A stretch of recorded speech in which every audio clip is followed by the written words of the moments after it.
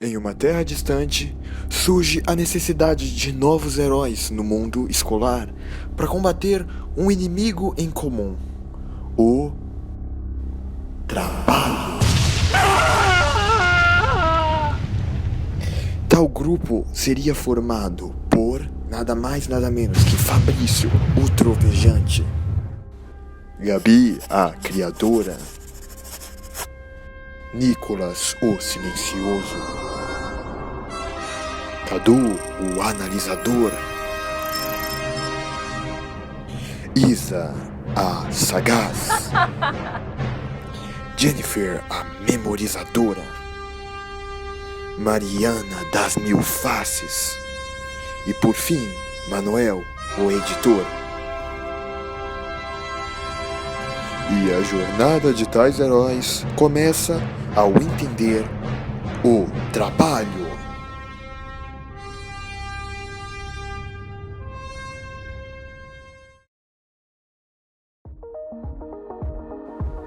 E, bom, para começar a nossa jornada contra o trabalho, tivemos que primeiramente entendê-lo, onde o nosso desafio se encontra em se aprofundar na obra Romanceiro da Inconfidência, da poeta, escritora, jornalista, pintora e professora Cecília Meirelles, onde a obra vai tratar com um caráter épico e lírico temas como a história de Minas Gerais e a colonização do século XVIII. Sendo que romanceiro por si só seria um conjunto de romances, que dentro de um conceito antigo seriam poemas curtos, narrativos e líricos. E bom, o próximo passo dentro da atividade seria basicamente escolher uma das partes do poema, sendo que é uma obra bem extensa, repleta de romances. Sendo assim, o grupo escolheu a parte 1, Ciclo do Ouro em Minas Gerais. E agora, por fim, com uma parte responsabilizada ao grupo, tivemos o seguinte objetivo: selecionar 2 romances/poemas desta parte e assim realizar uma análise de ambos os poemas e representar um deles de uma forma artística ou da forma que o grupo preferiu. E assim começamos o trabalho. E, bom, o primeiro poema selecionado foi o Romance 5, da Destruição de Ouro Podre, que será narrado e apresentado em forma de speed draw pela nossa querida Gabi. Bora lá. E, bom, por problemas técnicos, infelizmente a Gabi não irá poder narrar, ter que se contentar comigo. Haha. Dorme, meu menino, dorme, que o mundo vai se acabar. Vieram cavalos de fogo, são do conde de Assumar. Pelo arrial de Ouro Podre, começa o incêndio a lavrar. O conde jurou no Carmo não fazer mal a ninguém. Vede agora pelo morro que palavras o conde tem. Casas, muros, gente aflita no fogo, rolando vem. Dom Pedro, de uma varanda, viu desfazer-se o arraial. Grande vilania, conde, cometas para teu mal. Mas o que aguenta as coroas é sempre a espada brutal. Riqueza grande da terra, quantos por ti morrerão? Vede a sombra dos soldados entre a pólvora e o alcatrão. Valha-nos, Santa Ifigênia. Isto é ser povo cristão. Dorme, meu menino, dorme. Dorme e não queiras sonhar. Morreu Felipe dos Santos, e por castigo exemplar. Depois de morto na forca, mandaram-no lhe esquartejar. Cavalos a que o prenderam estremeciam de dó, por arrastarem seu corpo ensanguentado no pó. Há multidões para os vivos, porém quem morre vai só. Dentro do tempo há mais tempo, e na roca da ambição vai se preparando a teia dos castigos que virão. há mais forças, mais suplícios para os netos da traição. E embora em cima da terra o ouro um dia vai secar, toda vez que um justo grita, um carrasco o vem calar. Quem não presta fica vivo, e quem é bom mandam matar. Dorme, meu menino, dorme, fogo vai, fumaça vem. Um vento de cinzas negras levou tudo para o além. Dizem que o conde se ria, mas quem ri chora também. Quando um dia fores grande e passares por ali, dirás: Morro da Queimada, como se foste, nunca vi. Mas só de te ver agora, ponho-me a chorar por ti. Por tuas casas caídas, pelos teus negros quintais, pelos corações queimados em labaredas fatais, por esta cobiça de ouro que ardeu nas Minas Gerais. Foi numa noite medonha, numa noite sem perdão, dissera o conde: Estais livre, e deu ordem de prisão.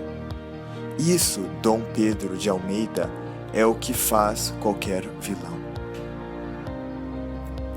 Dorme, meu menino, dorme, que o fumo subiu pelo ar, as ruas se misturaram, tudo perdeu seu lugar. Quem vos deu poder tamanho, senhor conde de Assumar? Jurisdição para tanto não tinha, senhor, bem sei. Vede os pequenos tiranos que mandam mais do que o rei. Onde a fonte do ouro corre, apodrece a flor da lei. Dorme, meu menino, dorme, que Deus te ensina a lição dos que sofrem neste mundo violência e perseguição. Morreu Felipe dos Santos, outros, porém, nascerão. Não há conde, não há forca, não há coroa real, mais seguro que estas casas, que estas pedras do arrial, deste arrial do ouro podre, que foi de mestre Pascoal. E após tal sublime apresentação, vamos fazer uma pequena análise desse poema. Para começar, vamos falar da forma. Bom, ele tem, ao total, 16 sextilhas, que são basicamente 16 estrofes, cada uma com 6 versos. Agora, na questão da métrica, a gente vai ter versos isométricos e heptassílabos, ou simplesmente redondilhas maiores, que seriam versos com 7 sílabas poéticas. Agora, falando da rima, ela acaba se repetindo por todo o poema, as rimas com o segundo, o quarto e o sexto verso de cada estrofe, ou seja, A, B, C, B, D, B. Isso acaba se repetindo, como pode ser visto aí. E por fim, falando um pouco sobre o vocabulário, ela vai utilizar uma linguagem bem simples e muito fácil de entender, que é uma das características do movimento modernista. E para terminar, um pouquinho de contexto histórico sobre esse poema. O ano em que os poemas foram escritos trata-se de um período pós-guerra marcado por sentimentos nacionalistas, tanto no Brasil quanto na Europa. Todos esses sentimentos contribuem para que a autora faça referência a movimentos e revoltas que tinham como objetivo libertar a colônia brasileira de Portugal. Na obra Arrial de Ouro Podre, Cecília faz uma referência à revolta da Vila Rica, uma das primeiras reações revoltosas contra a metrópole portuguesa, ocorrida na primeira década do século XVIII, o que pode ser confirmado com a citação da morte de Felipe dos Santos, o principal líder desse movimento, preso e enforcado após ser delatado. Ou seja, o contexto histórico é marcado por um sentimento de emancipação e nacionalismo por parte da autora e da sociedade.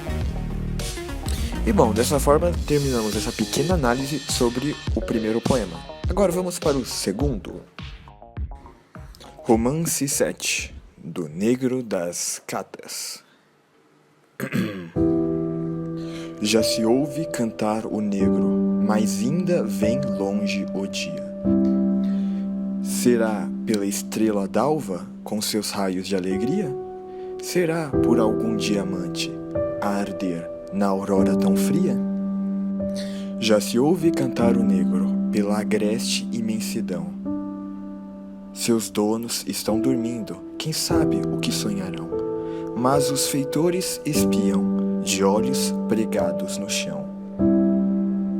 Já se ouve cantar o negro, que saudade pela serra. Os corpos naquelas águas, as almas por longe terra, em cada vida de escravo, que surda, perdida guerra. Já se ouve cantar o negro, por onde se encontrarão essas estrelas sem jaça que livram da escravidão? Pedras que, melhor que os homens, trazem a luz no coração. Já se ouve cantar o negro, chora a neblina, a alvorada. Pedra moída não vale, liberdade é pedra grada. A terra toda mexida, a água toda revirada. Deus do céu, como é possível penar tanto e não ter nada?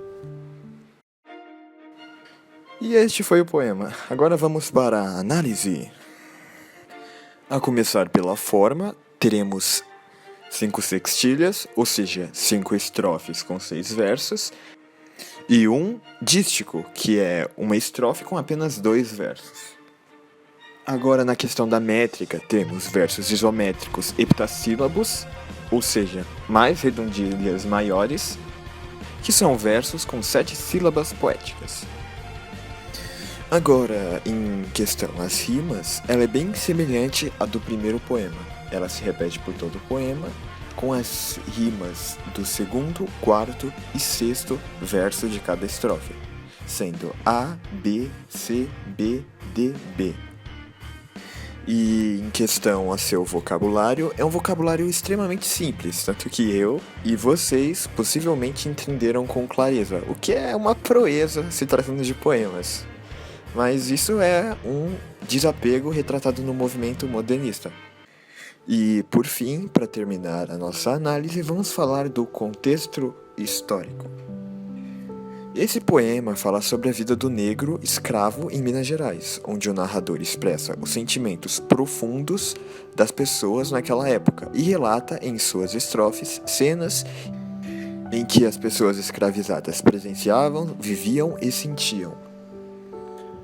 A forma como é escrita deixa claro que essas pessoas sofriam severamente, não tinham alegria e tampouco liberdade para desfrutar da liberdade, ainda tão mal desconhecida e irreal. Apenas nos pensamentos se podia ser livre. O ato de cantar as suas dores e esperanças, o fato da melodia se tornar sua aliada a fim de desabar suas tristezas e esperanças, o trabalho árduo sem retorno e nem prazer, perder e não se ter nada. A tão sonhada liberdade são alguns dos pontos em que percebemos o quão sofrido era viver de maneira tão desumana. O fato de nascer um ser humano livre e ser tratado pior que um animal, perder a liberdade de tomar conta de si e de sua vida, ficar à mercê das vontades egocêntricas dos seus donos. O tom crítico nesse poema é notável. Percebe-se também uma compreensão por parte da autora, que se colocou no lugar dessas pessoas, transcrevendo seus pensamentos e emoções.